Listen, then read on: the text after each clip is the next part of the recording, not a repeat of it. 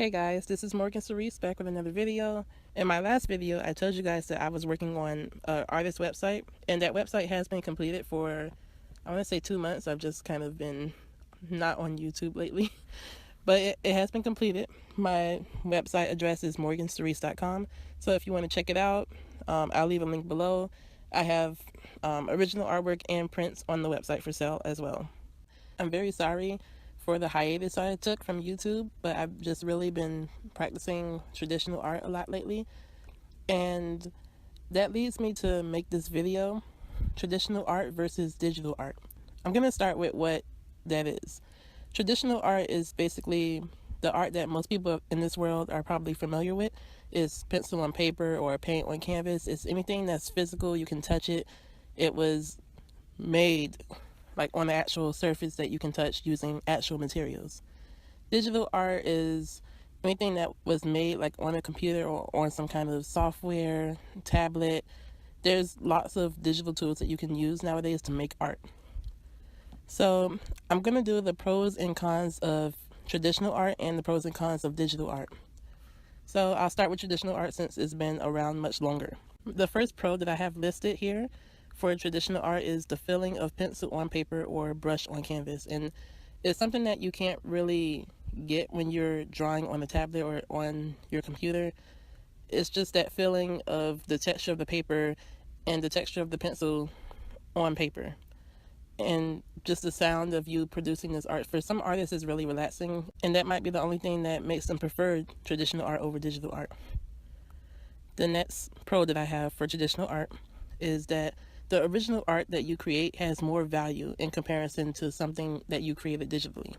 So those paintings that you see in the galleries that's worth thousands of dollars, that's traditional art.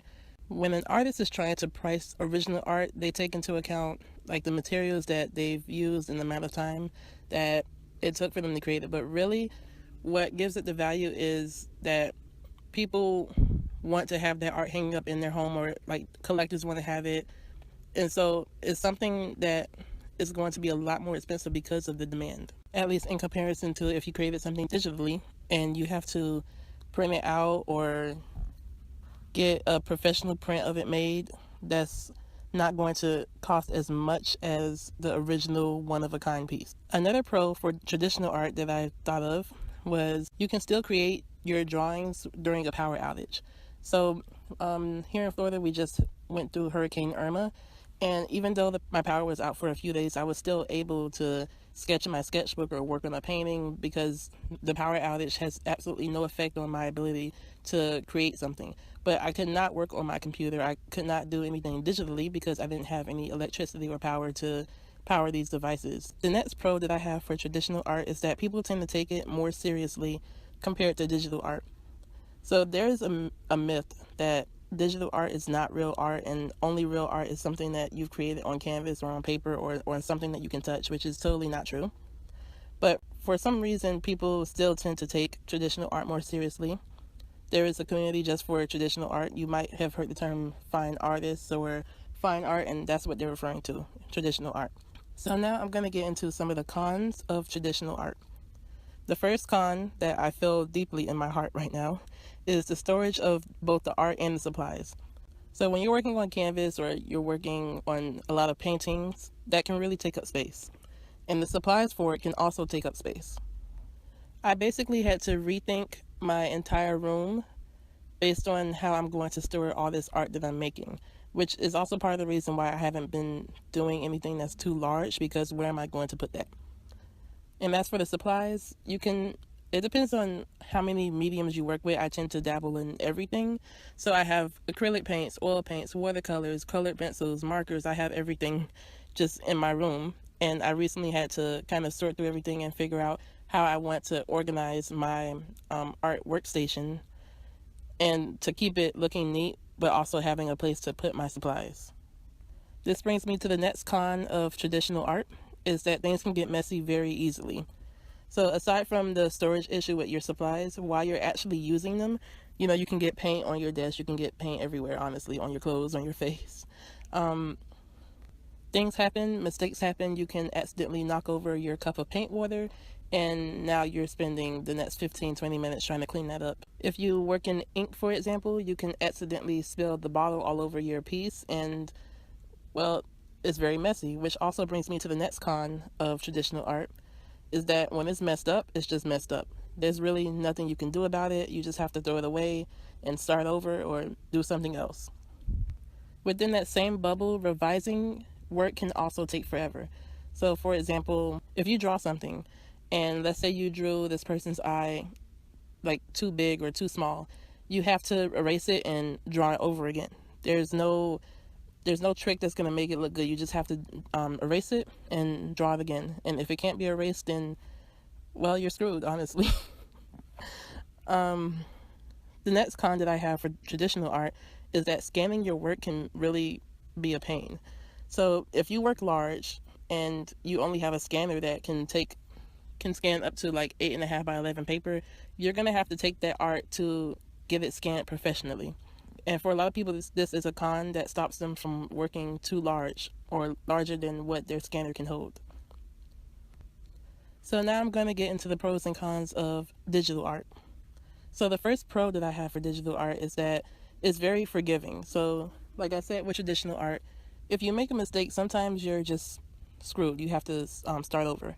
But if you make a mistake in digital art, for the most part, you can just hit Control-Z, which is the undo button, and the mistakes will go away. Or you can just erase it, and it's fine. You can start over. You can go to a previous version of your file if that's the way you like to save your files. And another thing with how forgiving it is that you have layers that you can work on. So, for example, if you need to adjust one aspect of the painting, if you've done the painting in layers, you can just go to that specific layer and change whatever needs to be changed. Another pro that I have for digital art is that it's really good for working in color, because there's just an endless amount of colors available on that color wheel, digitally at least, that if you were working traditionally, you might have a hard time mixing that specific color in paint, which is really frustrating for a lot of people. And also, if you're painting a portrait, you can maybe grab the colors off the reference picture and adjust it so that it looks nice in your painting, well, your digital painting. And for a lot of people, it's just really convenient. Another pro that I have is that you have some really cool effects and brushes when you're working digitally, depending on the program that you use. There's lots of textures, brushes, just anything that you can possibly imagine. I'm pretty sure it's there somewhere. Even if it's not in your program, there's probably another program that has it. As for the brushes, a lot of times they're made to imitate real brushes. So, for example, I use Paint Toolside, and I have an acrylic brush, I have oil brush, I have Copic marker, I think I have one that's called like stiff brush, and there's also like other brushes that help me paint the effect of grass or stars, or it's just, there's an endless amount of brushes that you can download from the internet to help the digital process be easier for you. The next pro that I have for digital art is that if you want to make prints from your artwork, you don't need a scanner. So like with traditional art, if you want to make prints, you need to scan it in first and color correct. But when you're doing something digitally, your file is already on the computer. You don't have to scan anything in. At the most, you might just need to do color proofing, which doesn't take much time, at least in my experience. And it's just really convenient in that way. The next pro that I have for digital art is that unlike traditional art, it won't damage over time. So for example, you have a painting and 200 years later, someone needs to take care of that painting or try to restore it, or it really just depends on what kind of medium it was used on the painting. So that's what a lot of art galleries might do if they have a really old piece that's starting to crack or starting to degrade. But if you did something on your computer, 200 years later, as long as that file is still intact, your piece is fine. There's nothing wrong with the art. No one needs to restore anything, and it's just fine. It's a digital file. So now I'm going to get into the cons of digital art. And the first con that gets on a lot of people's nerves is definitely technical difficulties. So this could be the computer crashing on you, the software crashing. Like, those are the top two complaints that I've heard for digital artists when it comes to that. And really, there's no way around it. Technology is always going to have some kind of technical difficulties, and the only advice I can give for that is to save your work often, and you won't lose as much if something does happen. Within that same bubble, another con is that For example, if your computer crashes and you did not back your work up on an external hard drive or anywhere else, well, there goes your whole portfolio, honestly. And this is another important thing that I want to say for anyone who wants to do digital art, is to make sure you don't put all your apples in one basket. So in other words, have copies of your files on an external hard drive, on USB drives. I have an external hard drive and I put everything there, but I also want to do a backup of my external hard drive to another USB for just my art files. So if something happened to that external hard drive, I won't be screwed. The next con that I have for digital art is that, at least for me, line art is very time consuming. So when I'm drawing something traditionally and I want to do line art for it, I just take out a pen and I trace over it. Simple enough. But for digital art, at least because of my hand-eye coordination, sometimes it's a bit difficult for me. And just for reference, I use a drawing tablet, but I'm not drawing directly on the tablet. I'm looking at my computer screen and moving my hand across the tablet, and that's how I draw. I think it would be a different story if I was using like a Wacom Cintiq, I believe it's called, where you're drawing directly on the tablet and the line is there. But because I'm using a very simple beginner's tablet for my computer, for me line art is difficult, and I might have to do Control Z a million times before I get the line right where I want it to be. The next con is that depending on the person, digital art can get expensive, and this is if you're a big spender. So like I said, I have a very basic Wacom tablet. It was only I believe $70, and it's small, it works for me.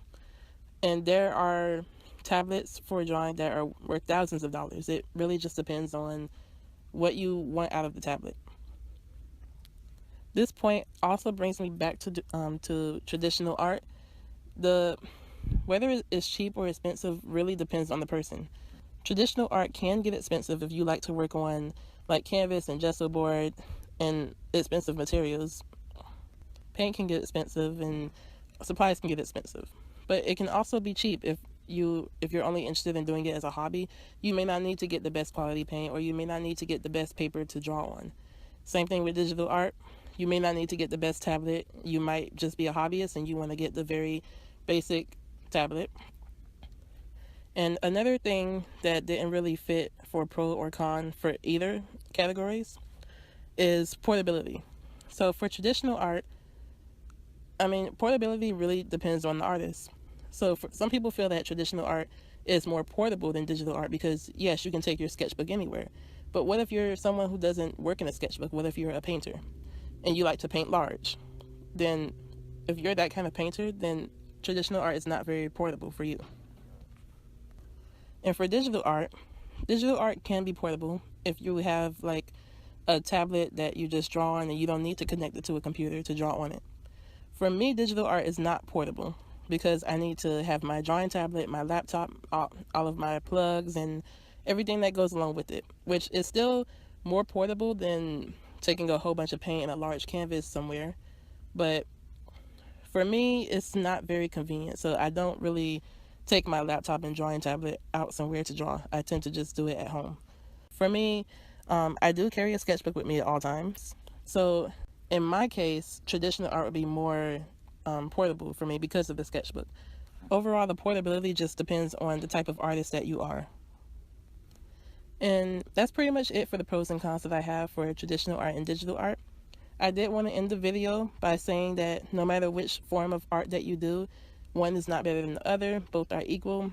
If you do traditional art, that's great. If you do digital art, that's also great.